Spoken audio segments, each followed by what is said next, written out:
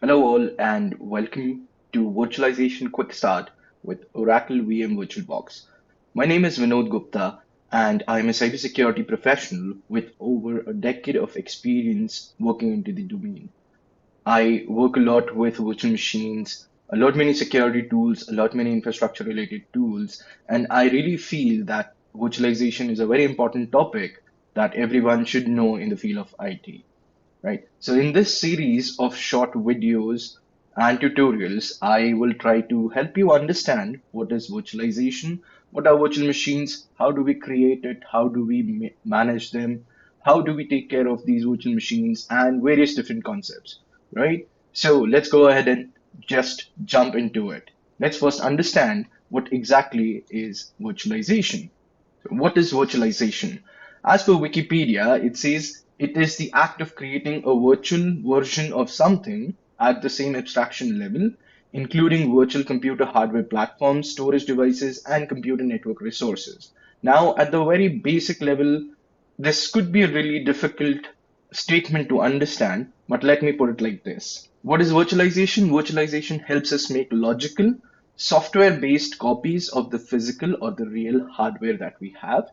Now, logical copies are also called as virtual machines or guests. So you can think of it a computer inside a computer. Now, onto these virtual machines and guests, you can install various different operating systems, and on those operating systems, you can install various different applications independently on each and every guest machine or the virtual machine. Now, to simply put it through, it would be like running multiple small computers inside another computer, a real computer. Or you can also say with virtualization, you can run multiple operating systems in a single computer, right? Now, again, this would not be really so clear. So let me give you a graphical representation.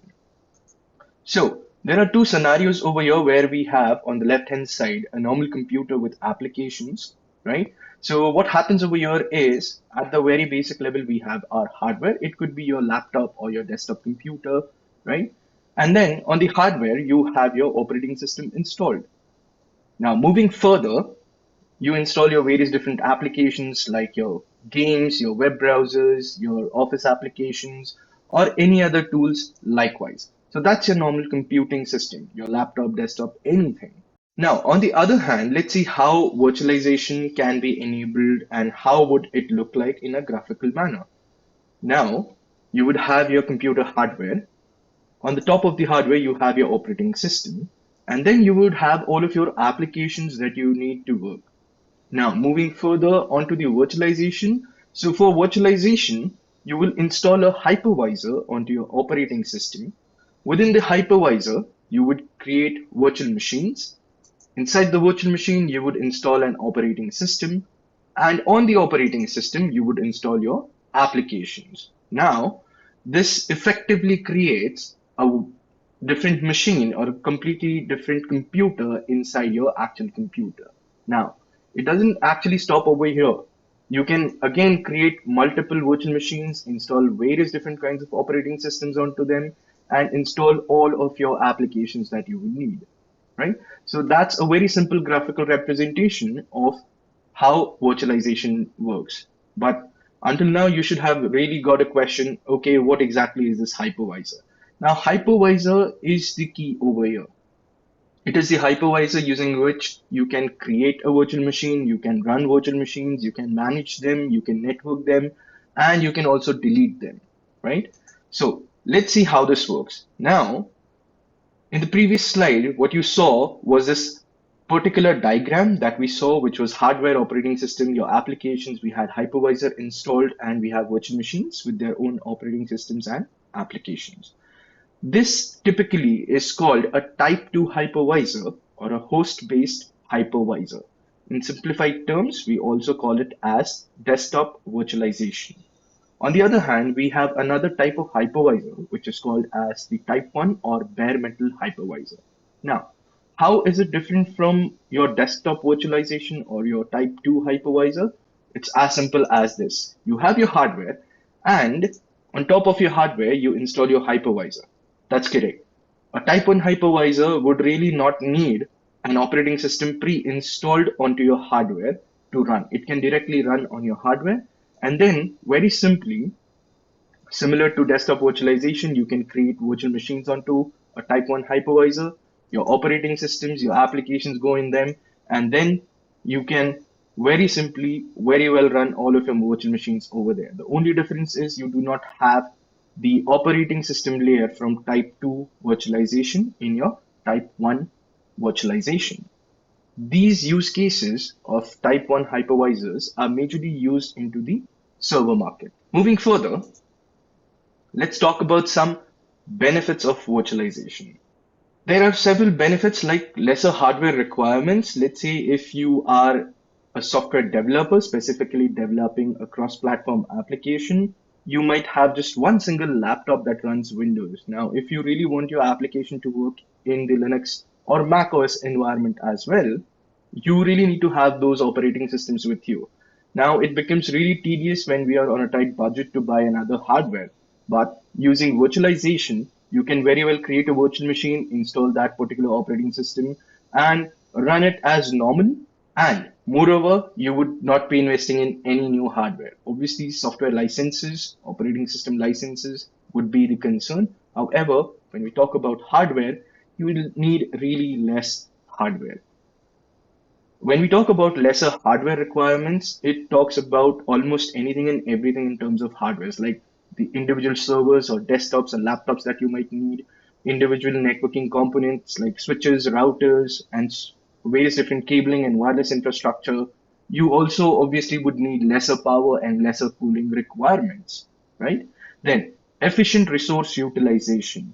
Virtualization also helps us to utilize our hardware to its maximum potential, right? The more virtual machines we are going to create, the more your CPU is going to work, and you will have 100% utilization or more efficient utilization of your hardware, the hardware that you paid money for.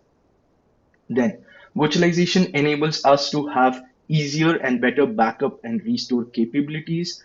It also gives us the facility to not just backup the data that is there in those machines, you can also take a backup of the entire virtual machine and keep it in your storage. Whenever you feel that, okay, the storage of the virtual machine or the backup of the virtual machine is needed, right, you can very quickly import it into your virtualization environment. And within minutes and a few clicks, you have your infrastructure back where you wanted it, right?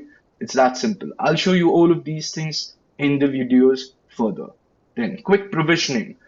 So imagine a situation where you have to have 10 people working on a Windows system, right? Now, what you can do is you can set up a virtualization platform in your organization, install one virtual machine with Windows, whatever the version you wish to, and then just quickly create copies of those virtual machines. So you just create one virtual machine and make copies of it, and that's it. That's what we mean to say over here with quick provisioning.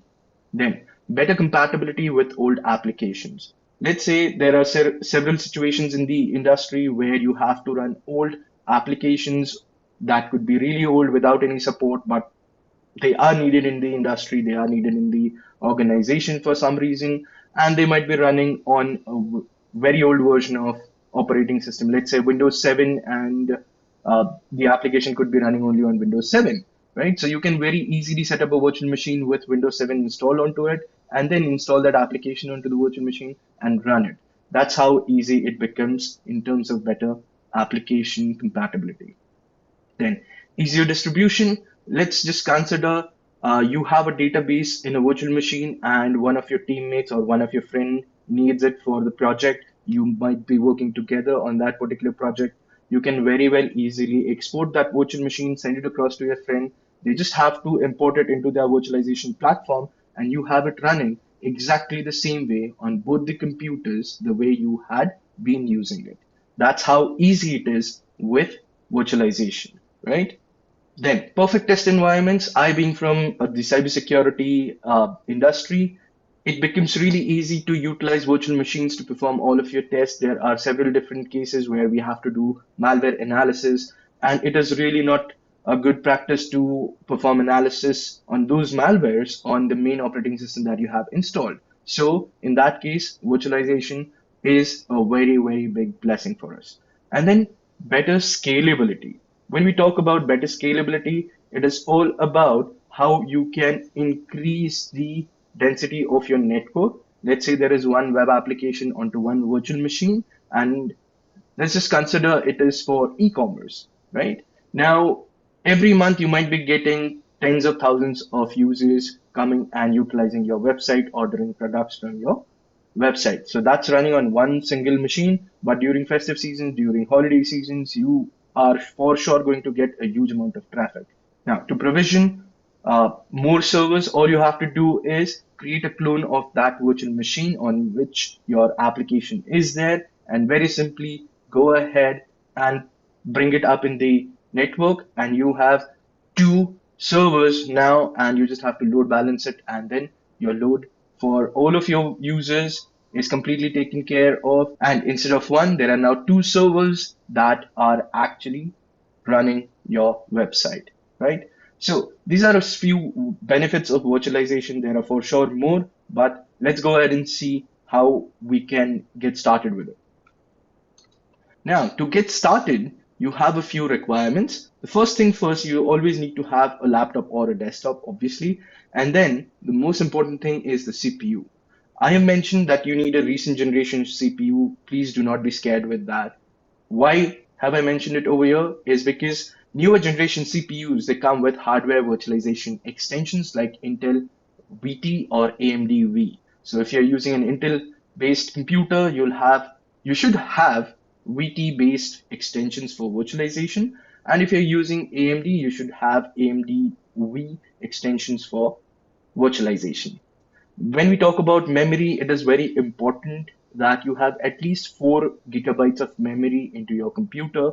The more it is, the better it is. Then you should always ensure that these virtualization extensions are enabled in your BIOS settings.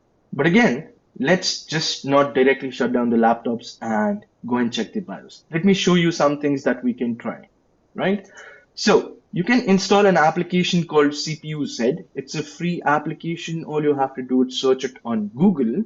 And the moment you install and run this application, you'll get a screen like this. The first tab gives you the information about your CPU. And on this particular screen, you will see a section by the name instructions, as mentioned over here. And within these instructions, you should be able to see something like this, VT-X. So if you see something like this, VTX or AMDV, that means your CPU supports hardware virtualization extension. Now, if you do not see this, there could be a very well possibility that it has been disabled from the BIOS settings, right? Based on your laptop model or based on your computer model, all you have to do is simply go to your BIOS settings and enable it. Now, to give you a quick preview, how would that look like? So it would look something like this. In your system configuration of your BIOS settings, there would be an entry with the name virtualization technology or Intel VT or Intel virtualization, or likewise. All you have to do is ensure that it has been enabled. Once it is enabled, simply save those settings, exit your BIOS, restart your computer, and then come back and start your CPU Z. You should be able to see it. Once you have done that, that's it. We are ready to go and get started with virtualization, right? I'll see you in the next one where we go ahead and install VirtualBox, the extension packs, and get started with creating virtual machines. Thank you.